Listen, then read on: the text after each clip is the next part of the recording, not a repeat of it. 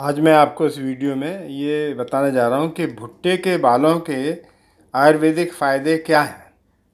तो ये भुट्टे के बाल हमने ले लिए 100 ग्राम और पानी हमने ले लिया गिलास भर के, और इसको एक पैन के अंदर हमने पानी को डाल दिया और ये धुले हुए आरओ के पानी से धुले हुए भुट्टे के बाल हमने इसके अंदर डाल दिए पानी के अंदर।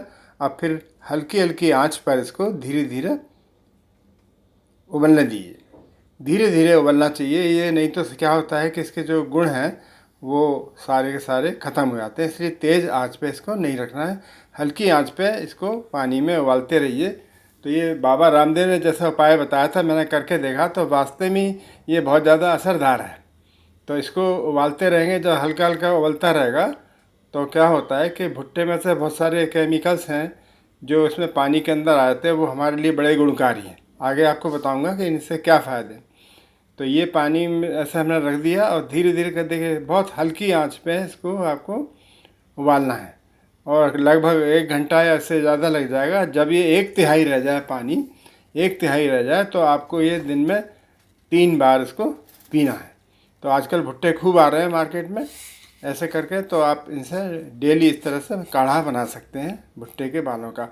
और अगर नहीं मिले तो ये बाज़ार में भी इसका पाउडर बना बनाया आयुर्वेदिक दुकानों पर ये मिलता है।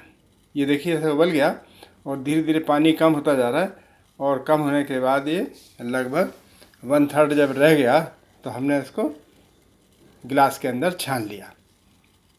तो ये सिर्फ एजुकेटिव वीडियो है, जानकारी के लिए मैं साझा कर रहा हूँ।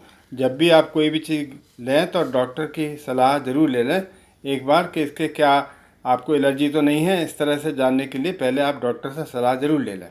तो ये देखिए धीरे धीरे अब ये पानी लगभग उबल गया और ये लगभग ख़त्म सा हो गया, और मैं इसके फ़ायदे आपको बताने जा रहा हूँ। पहला तो फ़ायदा है कि ये किडनी स्टोन अगर हैं किसी को तो वो निकल जाते हैं, धीरे धीरे गल जाते हैं। और पेशाब संबंधी इन्फेक्शन है और यूरिनरी ट्रैक्ट में इन्फेक्शन है, मान लीजिए वहाँ माइक्रो ऑर्गेनिजम्स हैं, सूक्ष्म जीवी हैं रह रहे हैं वहाँ पर, संक्रमण किया हुआ है, तो वो भी इससे निकल जाते हैं। और अगला है कोलेस्ट्रॉल लेवल को ये कम करता है, और ब्लड प्रेशर को भी थोड़ा कम करता है, और मोटापे से राहत मिलती है। तो ये इसके बड़े सारे फ़ायदे हैं। अब आपको दिखा रहा हूँ मैं शटर स्टॉक के माध्यम से। ये देखिए ये यूरिनरी ब्लैडर है, मूत्राशय में मान लीजिए संक्रमण हो गया है, क्योंकि पेशाब धीरे धीरे जा रही है। आप अगर देखेंगे ध्यान से, देखिए पेशाब नीचे धीरे धीरे जा रही है, क्योंकि प्रोस्टेट ग्लैंड फूल गई है। तो गुर्दे में अगर पथरी है तो वो भी निकल जाएगी, और बिस्तर गीला करने की अगर शिकायत है तो वो भी इससे ठीक हो जाती है। और आगे ये देखिए प्रोस्टेट में सूजन अगर आ गई है तो धीरे धीरे करके ये भी ठीक हो जाता है, लेकिन कम से कम आपको 14-15 दिन ये खाना पड़ेगा। मधुमेह के रोगियों के लिए बड़ी लाभप्रद है, और हाई ब्लड प्रेशर को भी ये कम करती है। कम से कम 14 दिन ये काढ़ा आपको पीना होगा। और थकान और उच्च कोलेस्ट्रॉल के स्तर के इलाज के लिए भी इसका उपयोग किया जाता है। और ये देखिए अब ये 1/3 रह गया। तो एक और बात मैं बताना चाह रहा था कि ये पोटेशियम लेवल हमारे बॉडी में ये कम करती है। तो इससे क्या है, कभी कभी रैशेस खाल के ऊपर पड़ सकते हैं, खुजली आती है, एलर्जी हो सकती है। इसलिए ये ज़रा थोड़ा सा ध्यान रखें, डॉक्टर की सलाह से ही इसको उपयोग किया जाए। वैसे ये बिल्कुल सेफ़ है। अभी हमने छान लिया यहाँ पर, और ये देखिए पीले रंग का हो गया, ब्राउन कलर का हो गया, और ये बाल जो इसके बच गए भुट्टे के, इसको बाद में आप इसको फेंक दीजिए। अब आपको इसकी 3 देखा, पहले ये पूरा एक गिलास था और अब ये रह गया 1/3। जब 1/3 रह जाए तो इसका भी आपको फिर 3 भागों में डिवाइड करके पीना है।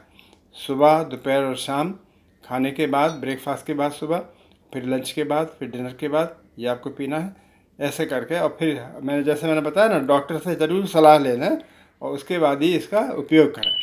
तो इससे क्या है कि जो प्रोस्टेट ग्लैंड की जो सूजन है वो धीरे धीरे पटक जाती है, और यूरिन का फ्लो आराम से बढ़ जाता है। अगर प्रोस्टेट ग्लैंड का साइज़ 94 ग्राम तक अगर पहुंच गया है तो ये इसके पीने से धीरे धीरे करके वो 50-60 ग्राम तक आ जाएगा। हालांकि प्रोस्टेट ग्लैंड का साइज़ लगभग 20 ग्राम ही होता है।